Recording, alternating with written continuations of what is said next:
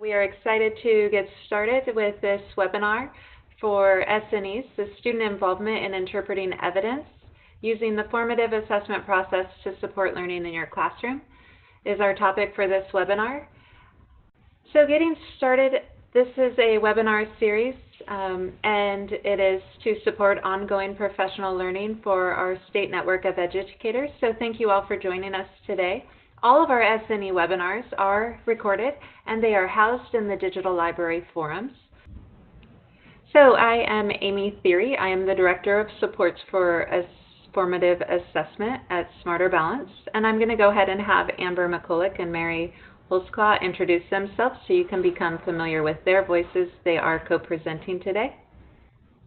Hi, this is Amber McCulloch, and I'm one of the SLTs from Washington, and my role is K-12 Science Specialist here in Washington State. Hi, everyone. My name is Mary Holzclaw. I am the SLT lead for Nevada, and my role here is the Competency-Based Education and Fine Arts Consultant. Wonderful. Thank you so much for joining us today, Amber and Mary. All of our webinars are created by our SLTs. They collaborate and co-present on each webinar. So our learning goals and success criteria today, the goal of this webinar is really to help you gain resources and strategies to involve students in interpreting evidence in the classroom.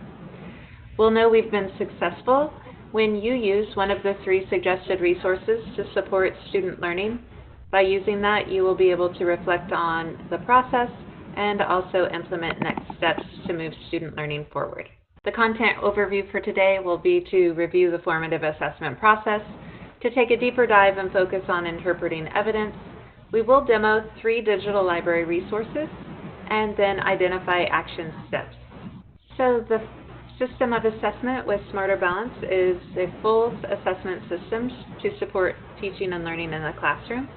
Our last webinar was focused on the interim assessments and ways to use the interim assessments in your class. And today's webinar will be supporting or focused on the digital library and the resources in the digital library created by educators for educators to support teaching and learning in the classroom. The formative assessment process is a deliberate process. We do it intentionally, and it's used by students and teachers during instruction. This provides actionable feedback to students and teachers to adjust ongoing teaching and learning, and it's a great strategy. So the formative assessment process is used with students and teachers, and we want to focus this webinar today on interpreting evidence. So here is our clover. We always start with clarifying the intended learning. We elicit evidence from students of learning. We interpret evidence with students, and then we're able to act on that evidence. I'm going to turn it over to Amber to talk about the key formative assessment practices from the CCSSO. So we wanted to go just a little bit deeper into what Amy shared. And this, the practices here are from the Formative Assessment SCAS, which is State Collaboratives on Assessment and Student Standards. So this is a group of experts for formative assessment who really delve deeply into what are the practices associated with formative assessment in the way that we want to see it play out in classrooms. So much of this is familiar: clarify learning goals and success criteria, elicit and analyze evidence of student thinking. And there's a key here: engage in self-assessment and peer feedback, provide actionable feedback, and use evidence and feedback to move learning forward by adjusting learning strategies, goals, or next instructional steps. So we wanted to highlight this today because it's all about engaging students in the process. And it's formative assessment with students, not to students. And here's a quote from that same document, and there is a link in the chat window. It's a much more extensive document, but you are free to access that to see more. So the ultimate purpose really is about students. So this idea that formative assessment is done with students, not to. It's about helping students to interpret evidence to support them, which helps them be more self-directed learners. And as an educator, the idea of providing actual feedback and helping students recognize and provide actual feedback themselves. So as a teacher, it's about checking in to see how is your feedback actually helping students to improve their learning. So there's a feedback cycle for you as well in that, so you can make adjustments to feedback and how you're supporting students to be able to provide feedback to one another and do self-assessment as well. We have 3 strategies today for you that are currently in the digital library. One will focus on using sentence frames, one will focus on using exit tickets, and the other is a strategy called stars and stares. We have these for you in the carousel, so they will be easy for you to access. Our protocol for reviewing these live resources will be to have a quick overview of the resource, to provide some suggested use, and then we would like you to think about if you currently use this strategy or if you've adapted it for your grade level or your students. We would love for you to share some suggestions, and definitely if you've used this resource, we would also like to hear how that went for you in your classroom. So I'm going to switch screens and jumping into the digital library. As you can see, they are in the carousel. We're going to start with our first resource will be the sentence frames resource. So we wanted to highlight this particular resource. You can see there from the cover profile, it's supporting clarify intended learning and elicit evidence. And we really like this idea of a sentence frame because it supports all learners. So if you think about the vocabulary associated with academic language, this is a really great strategy for English language learners and can be used more broadly to support all learners. You'll notice that there's some color coding in this resource that is tied to where students are currently as you think about the progression and how you're going to move them forward. So this resource, as you can see, and you can visit this and zoom in to see all the different sentence frames, but they provide some scaffolding to support students in engaging in the content. And just with the use of color coding, positions the educator to be able to then move on to interpret evidence. So while this resource doesn't call that out, we really appreciated that the color coding and the way the sentence frames were used to scaffold the gathering of evidence could be then used to quickly go on to interpreting evidence and then acting on it. Yeah, we would also add that using sentence frames is a great way to position students to provide each other with great feedback. So even though this resource doesn't call that out specifically, the idea of using sentence frames with students is a great strategy to support helping interpreting evidence in the classroom. So is there anybody who would like to talk about how they've used sentence frames in their classroom? I can give an example. Last week I was in a classroom, and next to the name tags in each classroom, there were 4 standard sentence frames for how to provide each other with feedback. So they were affixed to the desk, and they were there for students to help each other right there just in time. They didn't have to look for them, but they were great sentence frames for providing peer feedback for interpreting evidence. So Rebecca, you have, it looks like, a strategy. Would you be willing to share with the group, please? Great. Yeah, I used sentence frames when we were doing Socratic seminars, and it was just to provide the students with that formal language that they would use when they're analyzing literature, just to get them started, because it is daunting to be in front of a class and with their peers, not knowing what to, trying to gather, because you're debating almost, and so you want to have that language just to give them a little start. Great, thank you. I love that. It's hard to think on the spot sometimes, especially for our students, and so sentence frames are a great way to build that foundation and help them to build some confidence. And then next thing you know, they have transitioned and they no longer need that scaffold. All right, so seeing no other comments in the chat box, I'm going to go ahead and move to our next resource. Mary will share on exit tickets. All right, so a lot of us have probably heard about exit tickets, and we want to highlight this one, kind of going back to what Amber had said with the other one, is we all love the use of color, and it's a really quick way to gauge where students are for us as adults and as the teachers.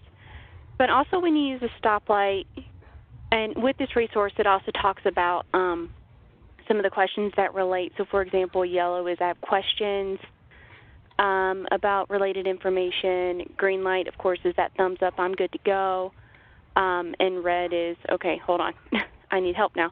And there's just a lot of confusion. But with this and using Post-it, students can then see themselves where are they having trouble, and then they can also go to maybe other students and help themselves, because just from the traditional sense of how we've used it as teachers, just that really good way of having students interpret how they are understanding the information, and then utilizing that maybe in the beginning of the next lesson of the next day. It could be something done maybe in the last 10 minutes, take the 5 minutes to do it, and then have them come back and just kind of chat amongst themselves. There's multiple ways of doing it. The resource talks about Post-its. If you're very tech savvy, you could use other ways like Padlet and Edmodo. It's such a very versatile resource that can also be very adaptive in the formative assessment process. Thank you, Mary. It's always important to mention that an exit ticket is a great formative assessment strategy, but we also want to make sure that we are being careful and not using it summatively. It's important that we're applying the information that we collect and that we're using that information to inform instructional next steps. So if you have a strategy or you use exit tickets in your classroom, we'd love to hear how you're doing it. Do you use colors? Do you fill out forms? Do you use a technology tool, as Mary mentioned? How are you using exit tickets in your classroom? Christy, would you like to share how you use them to plan next steps, or just making a statement that you've found them helpful? I definitely agree. They're very helpful in planning next steps, and they're super quick to use. I've used them frequently in classrooms and been on and off whether I'm doing adults or younger students. And it even just at the end of I love the color idea. I haven't tried that. I've had students tell me one thing that they found interesting that they learned, and then something that they need clarification on, so that at the end of a lesson I can plan what I need to go back over. If a student might need more individual, like just a one-on-one because they didn't get it but a group of other people did, or if a number of people point out the same situation, then clearly I didn't get my point across and I need to go back and revisit that piece of the unit again. Thank you. Thank you so much for sharing, Christy. I will switch back over to our third sample. And our third sample today from the digital library is Stars and Stares. This is a strategy that I've used frequently with both adults and with students. This strategy recommends using two symbols or icons to indicate what went well and what we still need to work on. It can be used in English language arts, it can be used in mathematics, it can be used in science, it can be used in your PLC. So the idea is that you, on either a Post-it or a piece of paper, any kind of note, or you can even do it verbally, you identify your stars and your stares. And your stars are what went well, and your stares are the areas for improvement. And so when we're interpreting evidence, this is a really quick strategy where we can look at our evidence and identify quickly what went well and what we still need to work on, or what our next step should be. And so by using this strategy with students, we can learn right away where students feel confident and are strong in their skills and what they need to focus on next, or need some next steps. It's also a great way to identify partners and to identify leaders in the classroom. I use this strategy a lot with my English learners, and we used it for leadership opportunities with partners. So when I could identify every day somebody had a different star, and so the stars would be the leaders and could offer some support to their peers. You've also seen us use it at the SNE workshops. We use it at the end of each session. We like to know what went well for you and what we can improve for the next day. So we use it on the spot during the workshop in real time, so we can make adjustments and make those improvements the following day as we get started to help. So our learning goals for today were to share 3 resources in the digital library to help with interpreting evidence. And we will know we'll be successful when you use one of these strategies or an adaptation of one of these strategies in your classroom. And it's only Wednesday, so I would hope that you would be able to use one of these strategies maybe by Friday. Reflect on the process of how involving students in interpreting the evidence improved their learning outcomes, and then how you would like to move forward. Would you use this strategy a second time? Would you adapt it for your classroom? As Mary mentioned with the exit tickets, would you use it as Post-its, or do you think you would want to use it, with, like as she mentioned, technology, using something like Edmodo or Padlet? So the purpose of this webinar was really to focus on interpreting evidence with students, and we want to make sure that students are involved in the process. So taking action. Students really need to have the opportunity to use meaningful feedback to improve their current level of work or understanding. So feedback is so important. And taking action, we would like you to write down what your next step action will be. What will you do? When will you do it? And when will you determine the next steps? Just to wrap up, we just wanted to, give a brief view of what it does look like if you went to the forums and you haven't been able to find the webinars. This is what it looks like when you're there. The forums, like I said before, we are saving and recording all of the webinars here. We have also a screencast on copyright. It's the presentation that Barbara Suits gave at the Sacramento workshop, and it's also the same presentation that it's in the SNE training. So if you want to re-reference information on copyright, you can do so here. And then also all of our training webinars, for example, resource card images, how to create those, that's here as well, as is our last webinar on how to use the interims. We also have our YouTube site. It's recorded, so it'll show you a quick link. So you can access previous webinars both in the forums or directly from the YouTube site. So thank you for joining us for the past 34 minutes, and have a fabulous evening, and hopefully we'll see you in Portland in February. Have a great day.